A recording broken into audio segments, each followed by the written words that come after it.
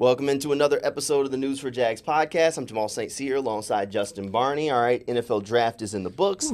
Jaguars have not wasted any time getting right back to work, shaking up their roster. Yep. Where do you want to start? You want to start with going through some of those late round draft picks, or do you want to go right to maybe the roster shakeup that was maybe an impact from the first round? Let's start with the draft because, that okay. was, we covered the first round last week with Brian Thomas Jr., and a lot happened after that, and then that kind of dovetails into the roster moves this week of 13 undrafted free agents and the release of Zay Jones. So, I know you and I both gave the draft passing grades. Throughout the media landscape. It was widely, I think, looked at as favorably. I did see it get a couple low grades. So Frank Frangie loved it. Okay. My funny thing, so we did our grades over on newsforjags.com, and you read Justin's, and he just rips it apart. From beginning to end, just rips it, boom, boom, boom, boom.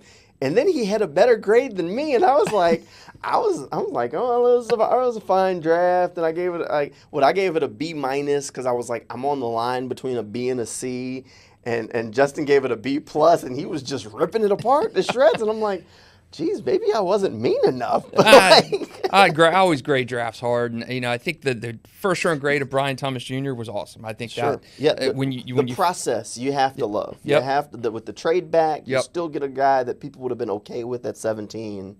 It's the process. I think that pick was so good, and what they netted in the process of getting BTJ, and that was you pick up 2 additional draft picks in next year's draft. You got an additional one this year, and I think the Vikings got universally just panned for making that draft pick to move up 6 spots and what they gave. So hats off to Trent Baalke for that. And I think you've got to look at that, the whole picture of that Brian Thomas Jr. trade in the viewpoint of the draft as a whole. And that first day move was fantastic. I love what Trent Baalke did. I think some of the other picks on days 2 and 3 were a little bit of a reach. I love the Cyr and Jones pick.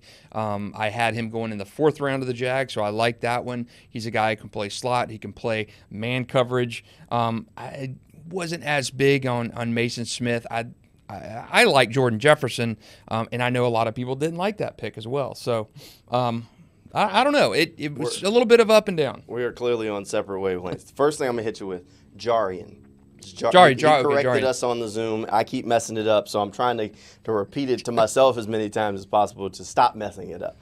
All right, let's go to second round. So day 2 first. So in the second round, they went with Mason Smith and then went with Cyr and Jones. So Mason Smith is a guy that I talked about him during our Sunday Sports Zone back in like February. Because early in the draft process, I kind of they had the new defensive staff. You read the tea leaves and you make the connections. And one of the guys is Matt House. So Matt House is the inside linebacker coach for the Jaguars now, and he previously had been the defensive coordinator at LSU for 2 years. So all of a sudden, those LSU picks start to make sense to a lot of people because you have inside knowledge of the team, of those players, what they were working on, and how they were handled there. So Jordan Jefferson, Mason Smith, Brian Thomas Jr., the Jaguars all basically, that was basically insider trading. Like, they hired a guy that was on the coaching staff, specifically the 2 defensive guys. He coached them. If you look at, deficiencies in their game, he's like, well, we just didn't ask him to do that. So he understands, especially for a guy like Mason Smith. So I would have been more critical of the Mason Smith draft pick if it wasn't for Matt House, because Mason Smith is a theoretical swing for the fences. If the pieces come together, the dude could be a beast in the NFL. He has the physical attributes that say monster. I mean, he even said it in his post-pick press conference. He was like, "Man, I'm a different kind of guy. I'm supposed to be dominant," and said all of these things. But he just didn't have that in college, except for when we saw the flashes. So you saw the flashes as a freshman. He was an SEC all-freshman, but then he got hurt. And then the year after that, he starts, he's back healthy, he's on the field, and he tears his ACL. So then he goes back last season, and he's recovered from the ACL, and he's playing, but even he admitted he didn't feel like himself until maybe the end of the season. And before he even said that, if you go back on newsforjags.com, I'd already written it, he didn't start to look, he looked like he turned a corner late in the season, and that's just simply from production, and if you watch him, you can see him moving a little bit differently. But you mentioned back in February. Now, for our viewers and listeners, I had to get Jamal props because he mentioned Mason Smith all the way back in February. So you knew something about that. Every so often. So there's these things. So Mason Smith is this swing for the fences that at the very least you feel like, all right, well, they have all the information on this guy. How was he attacking the rehab? Were these fluke injuries that the coaching staff felt like it just happened? Was he a guy who was making a mountain out of a molehill? You got his defensive coordinator on the staff. Nobody knows the health, the dedication, the work ethic, what he was doing in the training room better than Matt House, who is on the Jaguar staff. So you got to think that they went to Matt House, asked about this guy, because if you're doing your pre-draft prep, one of the things they do is talk to the guy's coaches. Right. Matt House already works with him. He's in the building. So you got to think he gave him 2 thumbs up on it. So I would have been more critical of that pick if it wasn't for that. I like Jarian Jones. I don't know if I love him, but I mean, if you listen to his interview, I don't know how you don't love this dude. I mean, he said he was a Jaguars fan growing up because of Maurice Jones-Drew. Right. So this was kind of like a dream come true for him, which is cool. He's coming to a town he wants to be in. Again, we've talked about this ad nauseum before. Yep. Guys who want to be in Jacksonville. Jarian is one of those guys. His hero growing up was MJD. He's a legend here. MJD was a second-round pick in Jacksonville in the same draft that Mercedes Lewis came in, and he became one of the best players in franchise history. So the big thing is, you love the Jaguars. That was your favorite team growing up. MJD, you loved him. He's a household name. He wants to be here, and that's so important for the Jags because we've talked about this so many times. I mean, guys didn't want to pay. You got to overpay free agents to come here. You have to get guys who love the program, and Jarian is one of those guys who loves the program. Again, I had him in the 4th round coming to the Jags. I liked him as a 4th rounder. I like him as a 3rd rounder. Just my issue with Mason Smith, I think he was overdrafted. I think he was kind of a typical Trent Baalke pick, the injuries, and you kind of get a diamond in the rough if you hit on this pick. He's definitely walked a little. He's defensive Walker Little. Yep. Because the same argument was made with Walker when he was drafted. Oh, if he'd have played, he would have been a 1st-round pick. We're getting a value here. He wasn't necessarily at a position of need. Cam Robinson was on the franchise tag when they picked Walker. Then they did the long-term deal with Walker. Mason is at a position where they just brought in Eric Armstead. They already have Roy Robertson Harris, who's making a bunch of money. So there's already those spots there. So it wasn't necessary. It's a need, but not a pressing need. And he's a guy where they even said it after they picked him. Trent Baalke said, look, this dude, if he plays, he's a 1st-round pick. So he's literally defensive Walker Little. He is. And, Walker Little missed a year with he set out for COVID. Right? Set out with COVID and torn ACL before that. So he missed 2 years of football. He had basically played very little college football. And Mason has played more than Walker. But the injuries are still the same thing where you're saying, all right, as a freshman, he walked in, and as you can imagine, he played well because he's a monster of a human. But then there was a shoulder injury that year. Right. Then there was an ACL the next year. And then last year, I think he had an ankle that was bothering him at one point, but he was still also recovering from the ACL injury. So you never really got to see what he is or what he can be, except for maybe when he was a true freshman straight out of high school. So you don't know how much he's developed since then as a player. I think, the complaints that I've seen about Mason Smith is, he was overdrafted. He was 25 to 30 slots in most mock drafts or most value boards, down a little bit lower, probably a 3rd-round pick.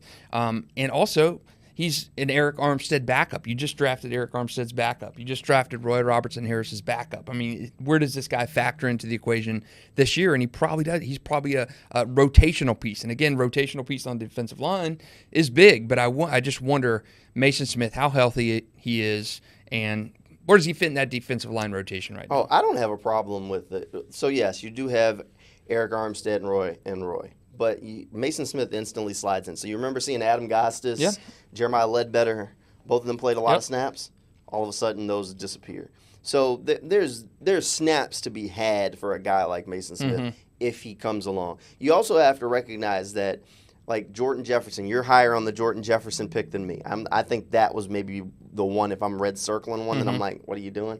The Jordan Jefferson pick I'm not crazy on, but he's insurance for Devon. Right. Devon had a major injury, major medical situation just a year ago, so there is some projection involved on whether or not he will be back to the player that he was prior to that. Right. The belief is that he will be.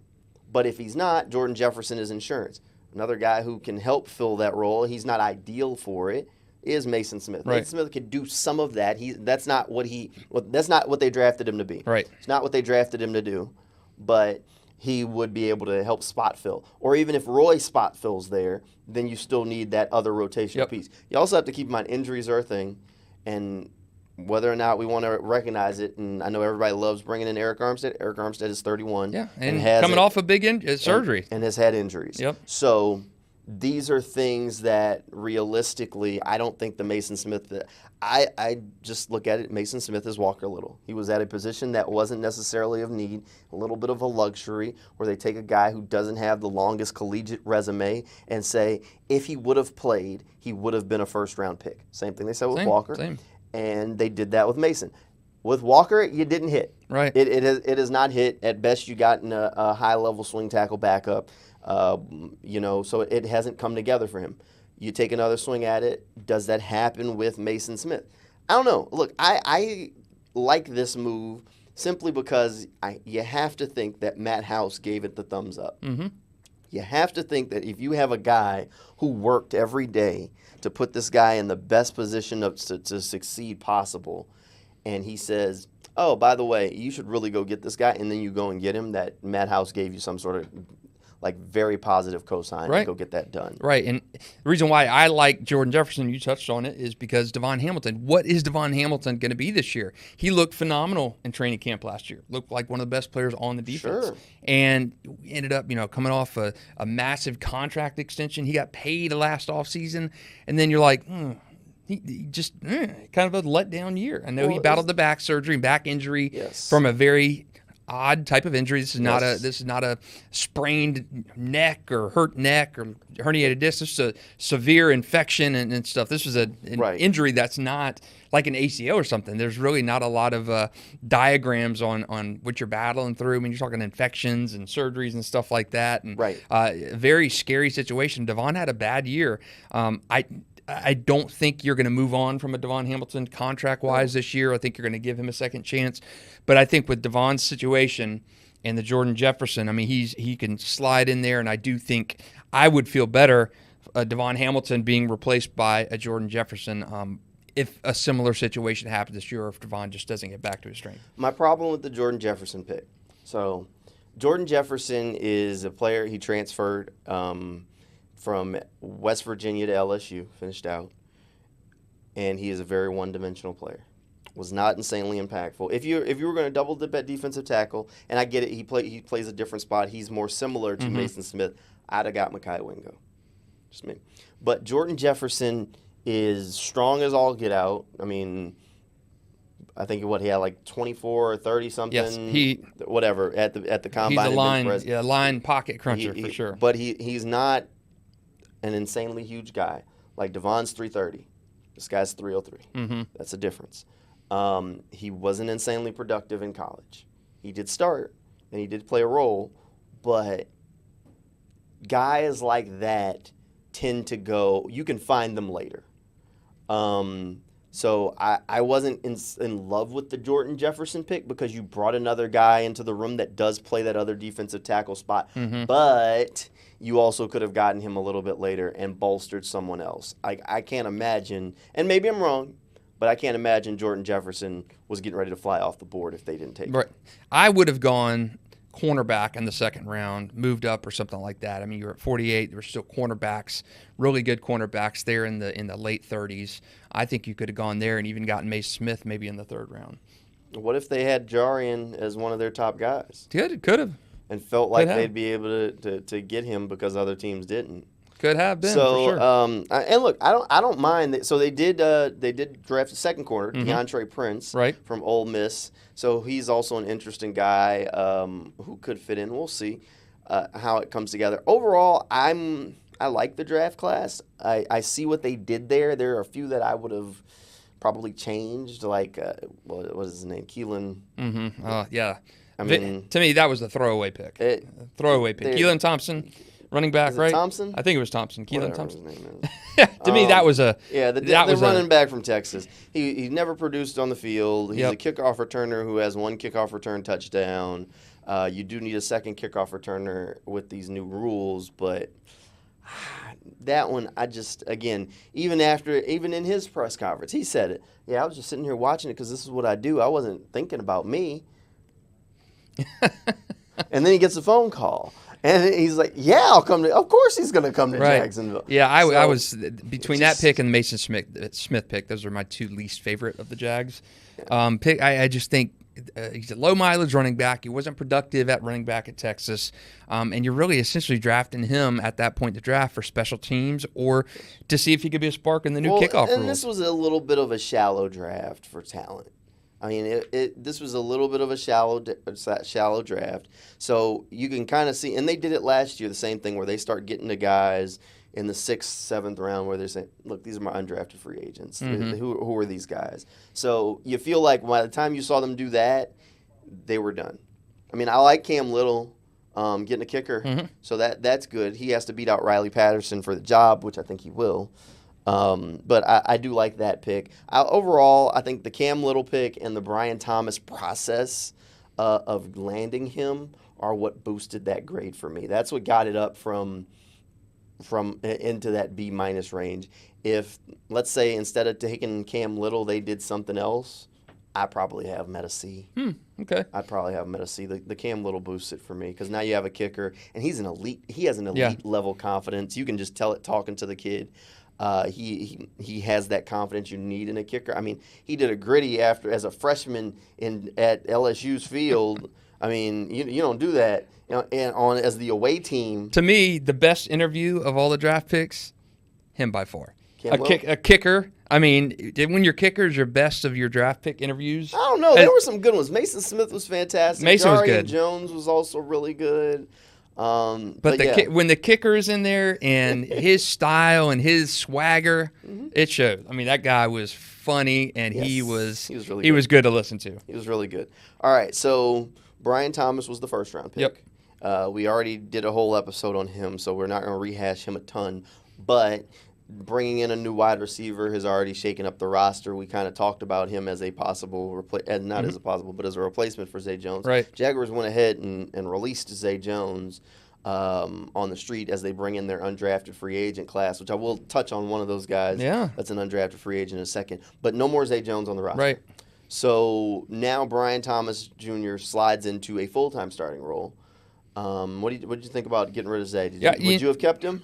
I mean, I think I just had detached retina surgery, and even I could see Zay Jones wasn't long for the roster. I think it sped up the process of Zay. I mean, you mentioned last pod about Zay not being around in camp, and I mean, it was going to bound to happen. I mean, you look at finances, you just invested the number 23 pick in the draft, a guy that provides something that Zay Jones just didn't, size and speed kind of guy. And Zay had a good first season in Jacksonville, great first season in Jacksonville, won a game. I mean, great touchdown catches, a career season for him. But I think when you follow that up with an underwhelming second year, a lot of that was due to injuries, and I know people bring up the domestic charge, but to me, I mean, charge was dropped in that situation. That's not a concern to me.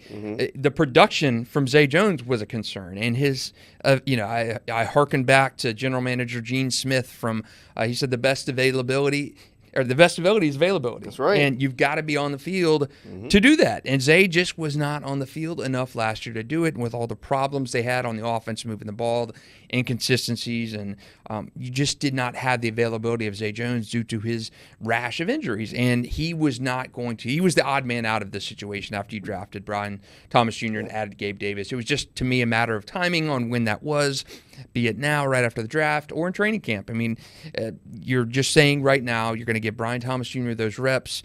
Zay was going to be the odd man out anyway. You save money, $6.5 million dead money charge, which is not good, but you're going to save $4.5 million against the salary cap. So that puts Jacksonville in an even better salary cap position than it was before the draft. So I like the move. You didn't draft Brian Thomas Jr. to sit and anything. You're going to let Brian learn the roots and give him those reps in camp. Zay was just kind of a numbers game. Yeah, look, I mean, at the end of the day, I think they were doing right by Zay. Yeah, right. They could afford, now they have $30 million in open salary cap room. They could have afforded to kept him and been just fine. I think some of this was, let's do right by Zay. Let him go out. We'll move on from him early rather than letting him fight it out in camp and making a decision. Right. Let him go find a team where he can contribute, which is good. Because, look, Zay Jones, for what he has done on the field, which he has done some good things over the past 2 years with this team, been great in the locker room for us to deal with. I mean, he was always one of my favorite guys to go talk to.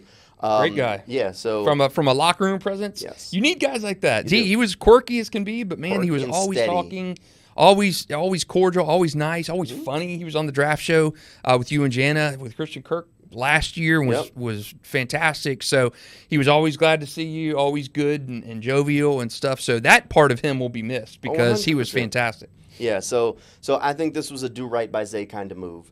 But it does open up an opportunity for the Jaguars at that wide receiver spot because you bring in a wide receiver, but now you open up a spot that someone else can make the roster. And the Jaguars are trying to be a draft and develop team. In order to do that, you have to draft and develop or get these undrafted guys and develop them as well, which means giving them an opportunity to stay. Maybe a guy like Elijah Cooks has a better chance at making the roster now than maybe he would have otherwise, especially with Brian Thomas Jr. already locking in one spot. So quite a few of those receiver spots are already kind of locked up and spoken for. So we'll see how all of that shakes out. So undrafted free agent class, there's a handful of guys that are coming in, and even a veteran guy that's going to be at rookie minicamp trying out, who a lot of people are kind of penciling in maybe to make his way to training camp.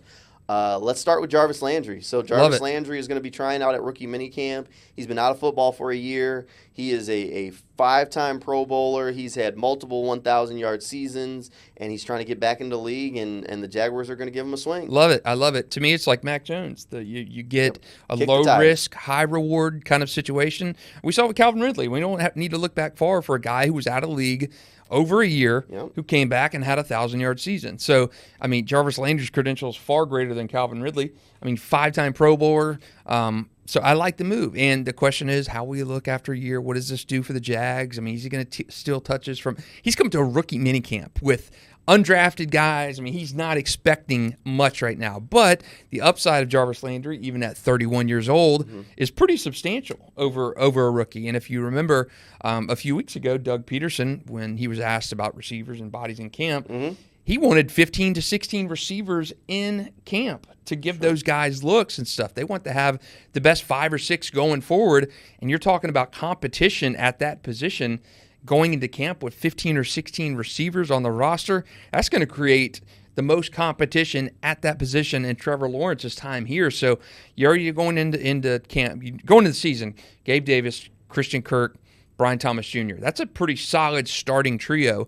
And then you add maybe the potential of a Jarvis Landry, how he looks in camp. And then maybe a David White, a West Side High School graduate from Western Carolina. I mean, you're going to have some camp competition that is going to be fierce at that position. And I love what that creates. And you're getting big-bodied guys, too.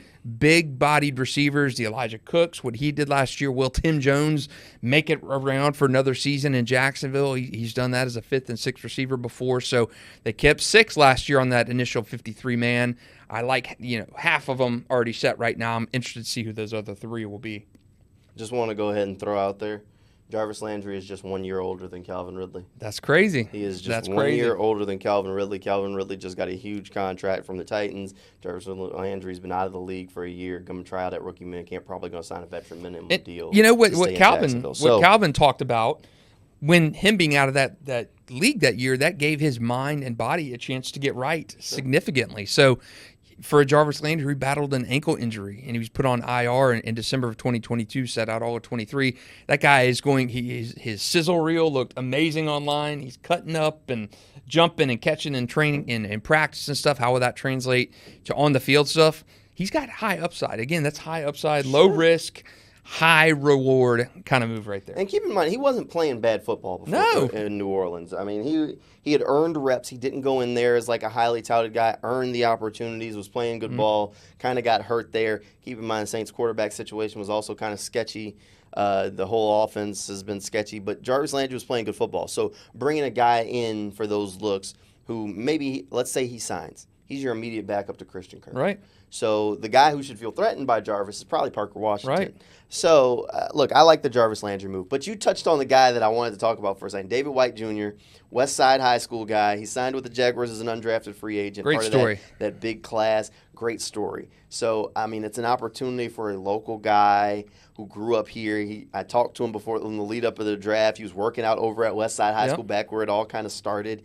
And now he gets a chance to put on that jersey for the hometown team.